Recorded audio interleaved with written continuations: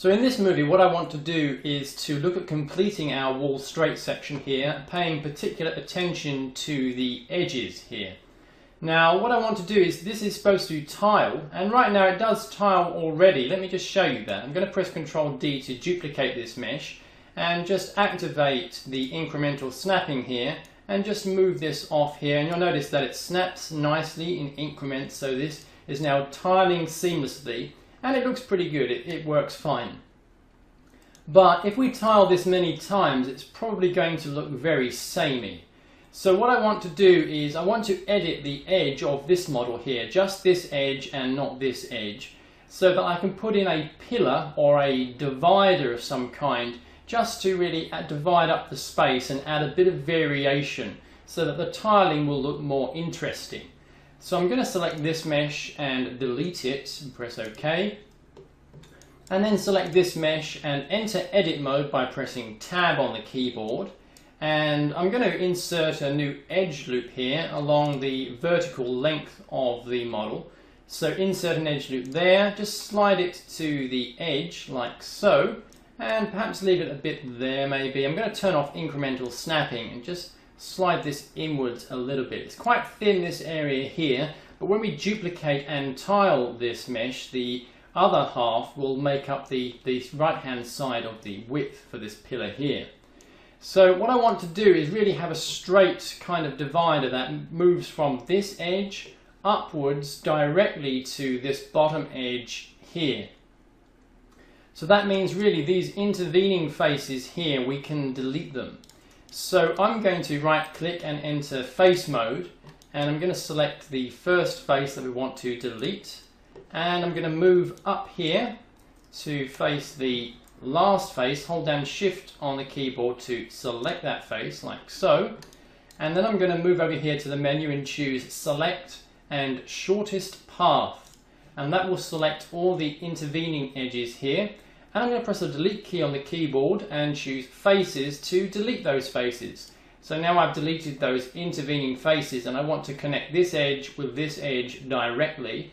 So I'm going to right click and choose edge mode, select this edge here and select this bottom edge here like so, and then I'm going to choose mesh and edges, and I'm going to choose make edge face like so, and it will insert a new face between those two edges, and there we have the length of the divider that we're going to be using. But of course I want to come in and fill this gap here, so I'm going to right click, make sure we're in edge mode, and I'm going to select all of the edges around the perimeter of this gap like so, and select that edge, and then I'm going to choose mesh faces and choose fill like so, and you'll see that it automatically fills it, plus it triangulates the model here, triangulates this new face. We don't actually want this extra edge here, so I'm going to select this edge and scroll down here to delete and choose dissolve edges, which will remove that face, that edge, but keep the face intact. The one thing that sometimes can happen in Blender is that you can end up with double vertices, two vertices in the same place. So what I'm going to do is move to vertex mode, press Ctrl A to select all the vertices in the model. I'm going to press the Control key on the keyboard and right click to display the context menu, and I'm going to choose remove doubles from the menu, which will delete any double vertices, and that's all there is to that. So now I've inserted this part of the divider and the fill that we have here as well. And the last thing that I want to do is to come over here and add an extrusion to this face. So I'm going to move to face mode, select this face, press Alt X on the keyboard and just extrude that out just a little way there. And again we get this interior face that I'm going to select and delete that face because we don't need it. And there we've created a divider for our mesh. And so for example what I can do now is, let's just press Ctrl D to duplicate this like so, and I'm going to move the duplicate to a new layer, this layer for example. So I'm going to choose Object, Move to Layer, and we're going to be moving it to this layer. So I'm going to move to that layer there, and I'm going to add a modifier, a mirror modifier, to create the other half of the straight section. So I'm going to move over here to the Modifiers tab. click on the drop down and then choose mirror from the list. So here is the mirror modifier, like so, and by default it mirrors it on the x-axis, but I don't want that. I want it to mirror it on the y-axis, like so, and you can see now that we've got a duplicate on this side. So I'm just going to accept those changes and choose apply, like so, and now we've got the full length of our straight through section, and we've got the pillars or the dividers on each side. So again, I could move back to our incremental snapping, create a duplicate of this, like so, and pull the duplicate out to the edge, and there we have the two straight sections, and those dividers break up the space nicely. So in doing that, we've created a complete straight section just by duplicating one half and mirroring it to the other side. So we've created this straight section of wall here, but you'll notice that on the other layer I've also kept this quarter section. And the reason I've done that is so that I can create more duplicates and adjust them and vary them so that I can recombine them together to create straight sections that are slightly different from one another, and this will help add some variation to the straight sections as we repeat them throughout the level. So I'm going to select this quarter section here, press Ctrl D to create a duplicate, and I'm going to press M on the keyboard and move it to this layer here, which is empty. So I'm going to switch over to that layer here, and I'm going to start to amend this quarter section and just to add some variation here. So I think that what I will do for this section is I will add some extrusions here, some perhaps panels on this section of the wall, and maybe I will add some beveling into the floor here. So let's get started at doing that. I'm going to press Tab to enter the sub-object edit mode. And let's say I want to add maybe some panels in here. So to do that, I'm going to move up here and insert a new edge loop that runs across here. I'm going to leave it in the center here, the middle, like so. And I'm going to add perhaps a panel here and a panel here. So I'm going to select this face, like so, and press Ctrl and right click and choose Inset Faces. So I'm going to inset that face here to add an inset like this, and I'm going to select this face over here and again right click and choose Inset Faces, and perhaps inset this one a bit differently. Now I perhaps want these a bit more narrow, so I'm going to select this one, press the R key on the keyboard to switch to the scale tool. Let's just scale that one in just a little bit. I'm also going to take off the snapping tool here and select this one, and perhaps just leave this here, maybe scale this further down a bit more like that, so there's some variation. And what I want to do is now to select each one of these, so this one, and we'll extrude them outwards. So I'm going to press Alt X on the keyboard, just extrude that out just a little bit, and these faces are selected. So I'm going to press the R key for the scale tool and just scale these in a little bit. You'll see that these are scaling towards one another. So I'm just going to scale these just separately, just a little bit like so, maybe that one like that, and maybe that one a little bit like that. So we've got some extrusions on the wall there, and that's looking pretty good. Now we also want to do something similar with the floor here. So I'm going to choose the loop cut and slide. Again, I'm going to insert the edge there, and just perhaps put it maybe, well, I'll just put it there for now, but I'm going to come over here, reset this back to the center, and I want to increase the number of divisions. So I'm going to increase the number of cuts to maybe 2, like so. So we've got 2 cuts there now. And I want to use the scale tool to just scale them apart on the floor, maybe about there, like so. And we're going to select maybe this face and this face, Control right click, Inset Faces, and I'm going to just inset that to about there, and maybe just scale it out just a little bit like so. Actually, I just want to select this face and scale them just out maybe to about there. So we've got these 2 faces, and I want to just extrude these inwards. Now notice that there are 2 faces together, and there are 2 kinds of extrude tools. There's extrude and extrude region. In fact, there's extrude individual as well.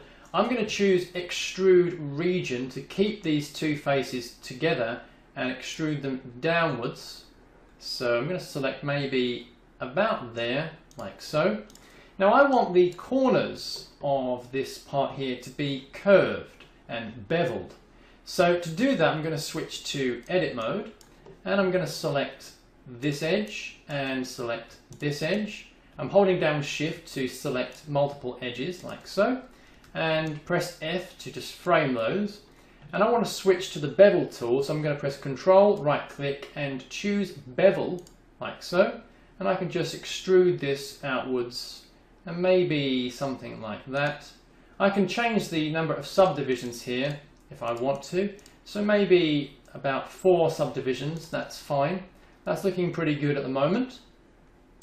And I'm going to select this face again and select this face and Control right click and inset those faces a bit more like so, for example. And again select this face and extrude it upwards maybe to about there. And finally I'm going to select this face again, Control right click and inset that maybe a bit further to there. Now if I just exit the edit mode, now everything is looking okay at the moment, but there are some problems with regards to topology. If you look carefully here, you'll see that what we have is an n-gon. Now an n-gon is a face, a polygon with more than 4 sides, and when we're working with games we don't want n-gons. We can have 3-sided or 4-sided polygons, but anything more is not really acceptable. So if you look at this face, for example, you see you've got one side there, one edge here, one there, that's 2, 3, 4, 5, 6, 7, 8, 9, 10, 11 and 12. So we've got about 12 sides to this face, and that really is not good. That's not what we want at all. So I'm going to be addressing the n-gon problem next. So in this movie I want to address the issue of n-gons. And these are polygons with more than 4 sides. And they are enemies of real-time 3D games, and so we must eradicate them. That means we need to fix up the topology in this mesh so that all of its polygons have 4 sides or less. So right now we can see here that the n-gons primarily is on this face and this face. We can see this quite clearly just by looking at these polygons. But sometimes it's not so easy to spot the n-gons in a mesh, and so we need Blender to help us find them. And it just so happens that Blender provides us with a convenient tool for searching for n-gons in a mesh. And we can access that tool, make sure you're in face mode, and choose select faces by sides. And you're going to get these parameters that you can see here. Make sure that the extend checkbox is not ticked. And we want to search for all faces that have greater than and 4 sides. If I select, for example, 3 sides, you can see that practically everything is selected. But I want to search for faces with more than, greater than 4 sides. And you can see that it selects all of those faces for us. And so we've identified all of the faces with more than 4 sides. Now you may look at these sides here and you may say, well look, hey, there's actually exactly 4 sides. There's 1, 2, 3 and 4. So why is Blender highlighting these? And the reason is because we have doubled up vertices at these positions here. So we're going to be removing those doubles so that we can fix these faces here. But first I'm going to address fixing these faces here. So what I want to do is the way I'm going to fix these is I'm going to move to vertex mode, and I want to select all of these vertices here, and I'm going to merge them together. Now I can do that by choosing mesh and vertices and merge, or I can press Alt M, or I can hold down the control on the keyboard, right click and choose merge. So I'm going to choose merge, and I want to merge all of them at the center like so, and they're merged together into one vertex. And I'm going to repeat that procedure with these vertices here. So I'm going to select all of these, control right click, choose merge, and a merge at the center. And again I'm going to zoom out and move over to these vertices on this side, select these ones, control right click, choose merge, control right click, beg your pardon, choose merge, at center, and again the same for these ones, control right click and choose merge, merge at center, like so. And so what we have now, if I go back to face mode and I switch to the select tool and select faces by sides, now you can see the only faces that are highlighted are these ones here, and these are because of doubled up vertices. So I'm going to switch to vertex mode and select, in fact I'm going to select all of the vertices in the mesh, control right click and choose remove doubles. And now when I switch back to face mode and I choose select by sides, we have no n-gons in this mesh at all, so all of the n-gons have been removed. And that is how we can go about removing all the n-gons in a mesh. So now we've created our mesh and it has only good topology, that is faces with 4 sides or less. So now we've removed all of the n-gons from this quarter section here that we've created, this more refined piece. And I can just then start to piece together a new straight section from this, just as we've seen before. I can select this piece, press Ctrl D on the keyboard to create a duplicate, press M then to move that to this layer here, for example. I'm going to switch to that layer, we have this piece, move over here to the modifiers tab, and I'm going to be adding a mirror modifier. Again, by default it mirrors on the x-axis. I want to mirror on the y.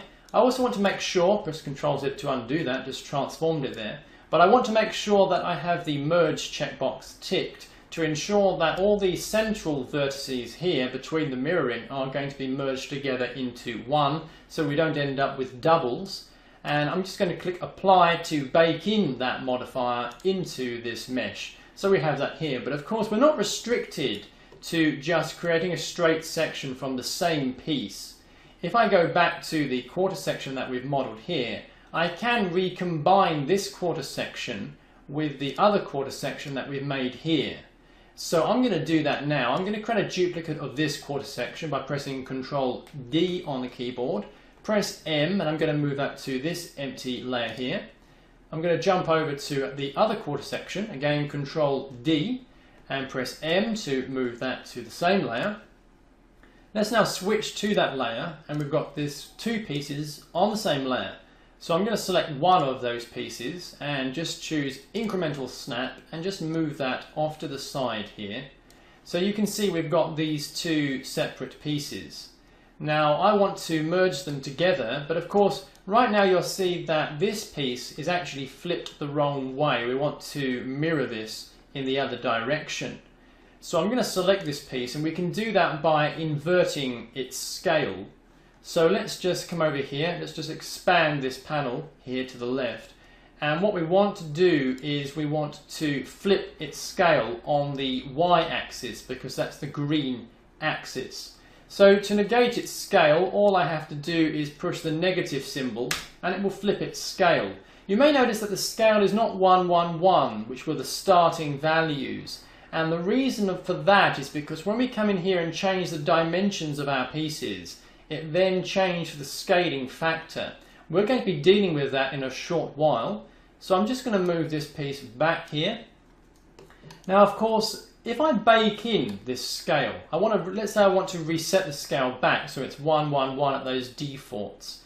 Well, we can bake in the scale or freeze the transformations by choosing Object, and we can choose Apply. And I want to apply the rotation and scale, and now the scale sets back to 1, 1, 1.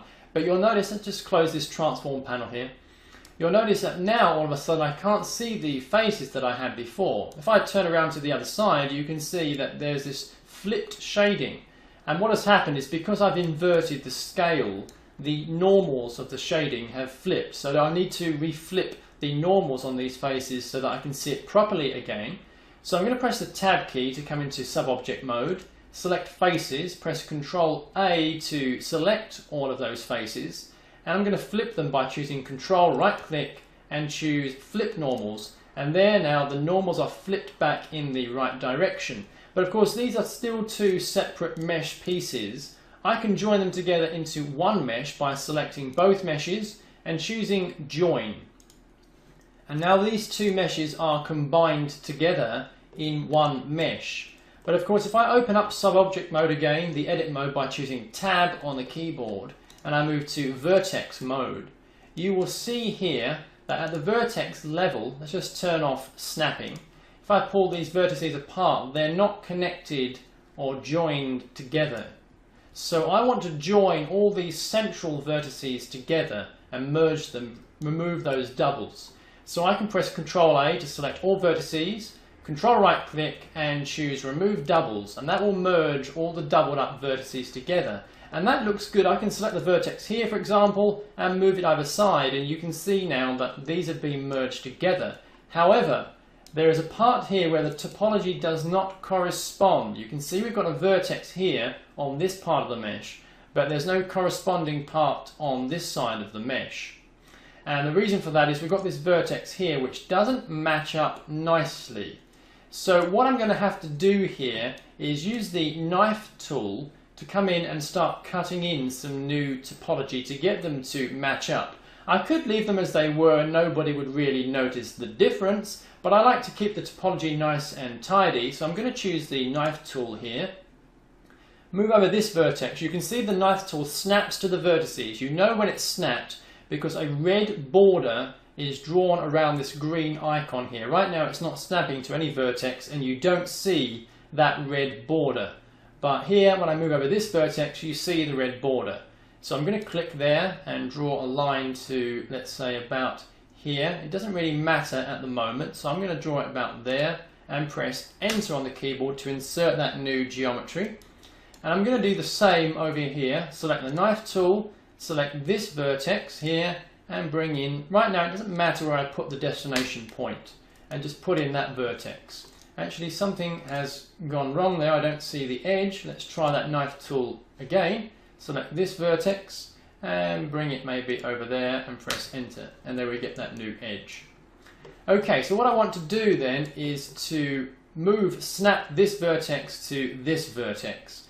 So I'm going to choose Vertex Snapping, and I'm going to select this vertex and move it to snap to there, and select this vertex and move it to snap to there, like so. And then again, I'm going to select all vertices, like so, vertex, Control A, right click, choose remove doubles, and there now all the doubles have been removed. We can now move this vertex and you see all those doubles have been removed. And we can in fact check to make sure that we have no n-gons or strange topology. Go to face mode, choose select, select faces by sides, and again you can see it selects no faces with more than 4 vertices, and in doing that we've also constructed a completely new straight section. So things are looking good. So now we've created another straight section, and in total we have 3 straight sections based on the different quarter sections that we've created. We've created 2 quarter sections, and combined together these can produce 3 straight sections. Now of course off screen I could go ahead and create even more variations and even more straight sections, but you don't need to see me do that because you've already seen the basic principles involved in creating straight sections. What I want to turn my attention to now is creating a corner section. That is a section in which the wall runs this way and then it turns sharply at a 90-degree angle. So to do that I'm going to be relying on our trusty friend, the famous quarter section. So let's go back to this layer here and select that quarter section and duplicate it by pressing Ctrl D. Press Enter on the keyboard to confirm that duplication, and I'm going to press M to move it to this central layer here at the bottom and just switch over to that layer. So here we have our quarter section that we're going to be using for creating a corner section. So I'm going to duplicate this again by pressing Ctrl D on the keyboard and open up the Object Transform panel here, and I'm going to be rotating this on the Z axis. Now notice in Blender the Z axis, the blue axis, is the up and down axis. Y is not up and down, it is Z in Blender. So in Z I'm going to be rotating this 90 degrees like so, and you can see now we have this section here, which is going to represent the wall running this way. But of course you can see that right now it's the wrong way around. I want this pillar piece to be on the other side. So I'm going to negate the scale for that, like so, and we've negated the scale. I'm going to make sure before transforming this back into position that I've got the transform selected here, the incremental snap, and I'm just going to be snapping that back over here. Now of course because I've inverted the scale, when I apply the scale we're going to see that we're going to have a problem with the shading because the normals are flipped. So to fix that problem, let's go into edit mode, switch to faces and select all those faces, and then press Control right click and then just flip the normals like so. So now we have flipped those normals. And what I want to do now that I've flipped the normals is to select the floor for this piece and really just delete it. So I'm going to select this face and press delete on the keyboard and delete those faces like so. So I'm going to delete them, and now I can just move this into position, and now we're ready to sort of merge these two together. We see the walls running this way and the wall is running that way, but of course we know that these vertices between the two meshes are not quite lined up properly as they should be yet. So we're going to need to be fixing that. So I'm going to select this mesh, and I'm going to choose join to combine them together. They're now one mesh, and what we can start to do is to stitch together the vertices to make these one integrated piece. Here we're going to match up the vertices between the two pieces we've joined to complete the corner section. So what I'm going to do is, you can see that because these were two independent pieces, their vertices don't quite align. We need to align them, and then we're going to be using the remove doubles feature to merge them all together. So this straight section runs off here and the vertex is right over here, and actually we want to change its position. So I'm going to right click and choose the vertex mode, select this vertex, and we know that this bottom vertex should align here, about here on the mesh. So it should line up with the vertex that's over here. So I want to make sure that snapping is enabled, and I want to choose vertex snap. And make sure that transform here is constrained on the x-axis, and I want to bring it into snap to this part here. And then we've got that top vertex over here, which should line up about, if we look about there, which means it lines up with this vertex here. So again, constrain and transform to there. That far vertex here should line up over here, so we're going to be constraining it to match up to there. And now you can see that that's looking pretty good. And so we've got that lined up quite nicely. So let's see what else we can sort of match up here. We've got the wall here which runs over to here, so we want to start matching up this wall now. So we know that this vertex, well, that should match up with this one. So we're going to be matching that up here. This vertex, that should align, this vertex here should align with this one. And this vertex should align with that one here, so that they match up nicely there. That's looking pretty good. So we're going to move up here, and again we've got the vertex in this wall here, which should be matched up there with this vertex. So again we're constraining that to this vertex here. We can see we've got the vertex from this wall over here. That should line up with this vertex, so we're going to be moving it there. And now these match up and align quite nicely. So let's move up here and see what we can do with the roof section. So we've got this vertex, and I want that to sort of match up here with this vertex. I think that's right. And then this vertex is going to match up with this vertex, like so. And again, we've got to do the same thing on the underside here. So again, this vertex here is going to align over here, and this vertex here is going to align over here, like so. And now these are matched up and aligned, and they're looking pretty good. Okay, so that's those matched up. Now, is there anything else that we need to match up? Let's just take a careful look over this. You can see here that we do need to match up the floor. So this vertex, that needs to align about here with this vertex. Let's just make sure we're getting this properly, like so. That aligns there nicely. And so everything here matches up quite nicely. The only area where there's a slight difference in topology is the floor piece here, which there isn't an edge loop running to that area here. So let's fix that. I'm going to choose loop, cut and slide and insert that in here, like so. And I'm just going to start to transform that over here to snap to here. And that's looking pretty good. So what I want to do now is select the vertex mode, select all of these vertices, and right click and choose remove doubles. And now let's just take a look and make sure they've all sort of merged together. So let's select this vertex, turn off vertex snapping now, we don't need that. And again, you can see they're all nicely merged together. Let's see these corner pieces, are they merged together? Yep, they're merged together quite nicely. Again, this one, yep. So that's all looking quite good. Now this corner section has been merged together completely.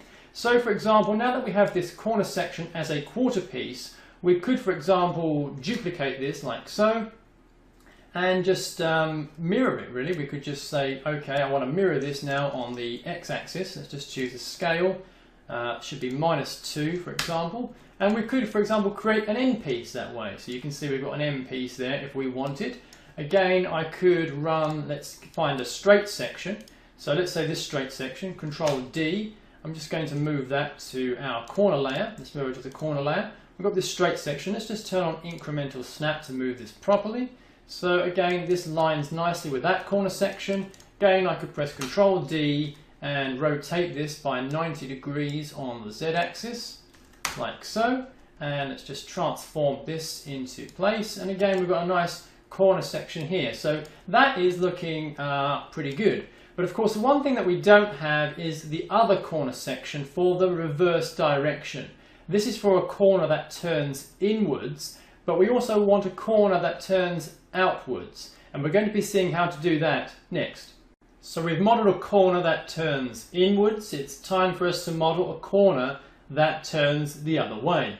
So to do this, we're going to be resorting again to our quad piece here. So I'm going to choose this blank quad piece, select this piece, press Ctrl D to create a duplicate, press M to move this to a new layer, this layer here, and I'm going to jump over to that layer. And you can see we've got that layer here. Now I'm going to activate snapping and make sure that we've selected incremental snapping. And what I'm going to do is I'm going to start by rotating this piece. So I'm going to just start by coming up here to the object properties and choosing 90 degrees on Z, like so, and just bring this forwards a little bit, like this.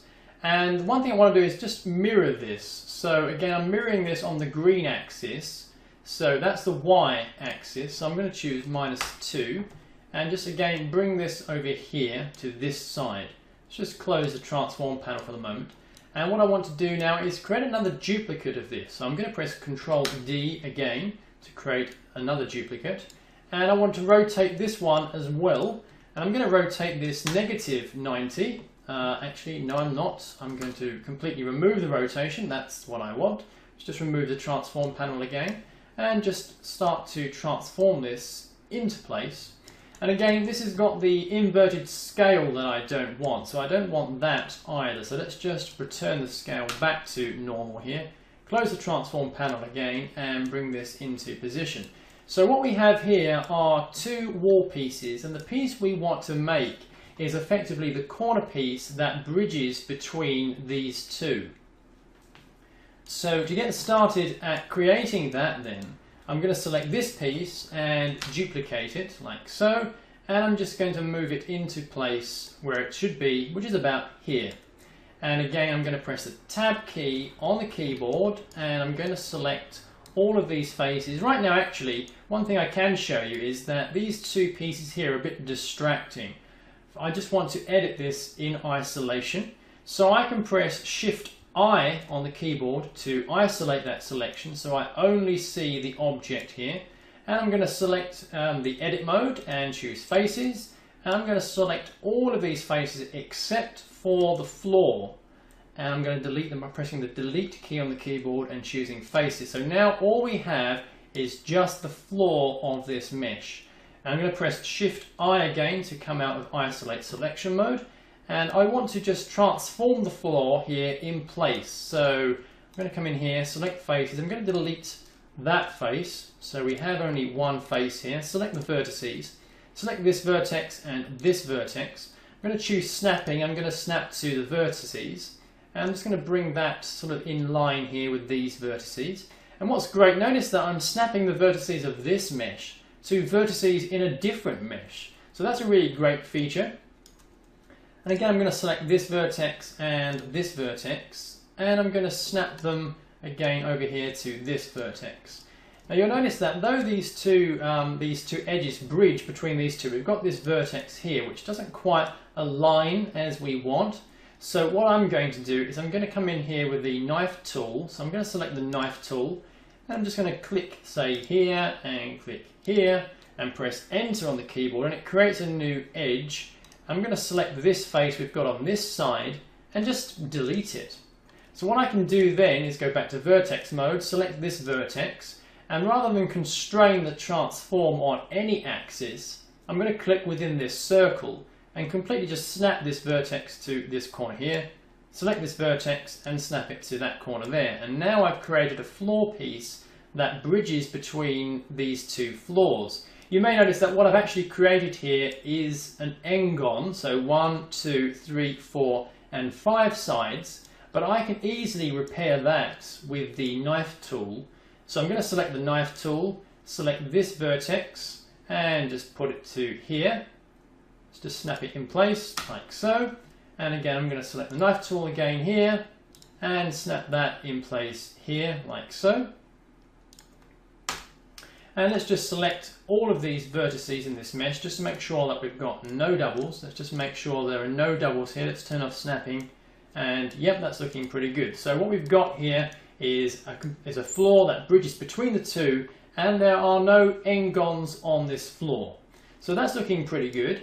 And what I want to do now is to really apply a similar tactic for bridging upwards. So I'm going to select this edge and extrude it by pressing Alt X and just move it upwards. It doesn't really matter where I extrude it. I can extrude it over here. Just turn on vertex snapping.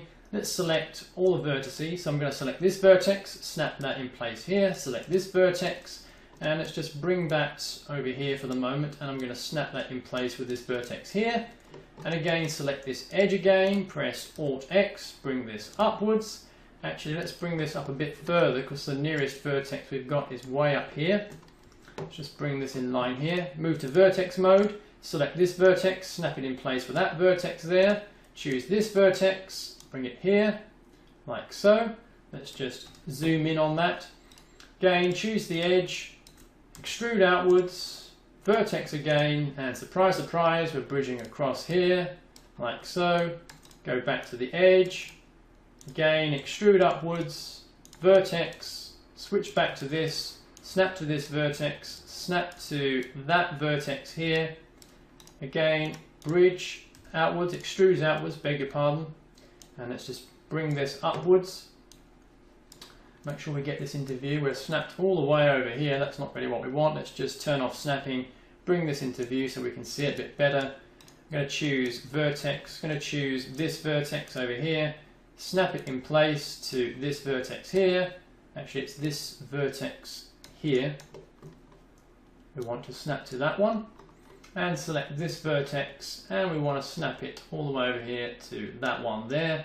And again, the final face is slightly different because it's a triangle, so I'm going to bring this outwards. I'm going to select this vertex and this vertex, press Alt M, merge them together at the center like so, and then I can just snap that into place. And in doing that, what we have created is a mesh that bridges between these two corner pieces, these two straight sections. So there we've created a corner piece that turns outward and it bridges between these two. I can now select these meshes and delete them, and we have the corner piece that we needed. So we have to hand it to Blender. It really has made this job very, very simple. So over the preceding movies, we've seen just how easy Blender can make it to construct modular environment pieces. And what I want to do in closing in this movie is show you quickly how we can make a prop such as a sci-fi crate. And the way I'm going to do that is I'm back here on the layer which contains my base tile piece here, and I'm going to create a new crate from a cube. So I'm going to choose Add, Mesh, and I'm going to choose Cube, and already it's sized at about the right size that I want, but I'm going to raise this up in the viewport a little bit. So I'm going to make sure that snapping is turned on and that incremental is selected, and I'm just going to raise this up in the viewport so that it rests on the ground plane. I'm going to move this to a new layer by pressing the M key on the keyboard and switching it to this layer. And I'm going to jump over to that layer to model this in isolation. Now the first thing I want to do is to kind of chamfer or bevel the edges of this cube. So I'm going to select all the edges, press Ctrl A to select the edges. And then I'm going to press Ctrl and right click and just choose Bevel. And now I can use this mouse gizmo to kind of size these edges up how I want them.